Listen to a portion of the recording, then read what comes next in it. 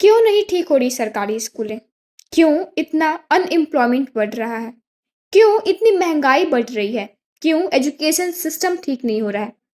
जिस देश में 2 रुपए एजुकेशन पर लगाए जाते हैं, उसी देश में एक बिजनेसमैन की 50 रुपए की लोन को माफ कर दिया जाता है। जी न्यूज उर्फ गोदी मीडिया चैनल, ये तो आप जानते ही होंगे। जी इंटरटेनमेंट के संस्थापक सुभाष चंद्रा ने 22,000 करोड़ की लोन ली थी और इनकी रिपेमेंट प्लान को मंजूरी दे दी गई है। इसका मतलब क्या हुआ?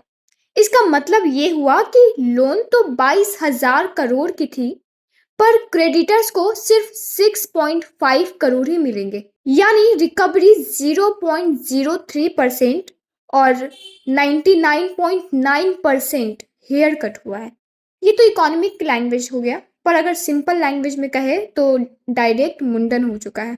कितने आम लोगों के घरों की नीलामी हो जाती है, कितने किसान आत्महत्या कर लेते हैं छोटे छोटे लोन्स की रकम की वजह से, और इस देश में अभी तक का सबसे बड़ा लोन का रकम माफ किया गया है 22,000 करोड़। हमारे देश में ऐसे बिजनेसमैन हैं जो कोई ग्लोबल प्रोडक्ट तो बनाते हैं नहीं, अपने ही देश के पैसा अपने ही देश में घपला कर लेते हैं।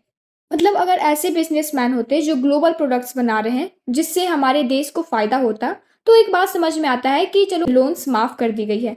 पर हमारे देश में ऐसे बिजनेसमैन हैं जो खुद के ही देश में खुद चोरी करते हैं और फिर अपना ही लोन उसी देश में माफ करवा लेते हैं।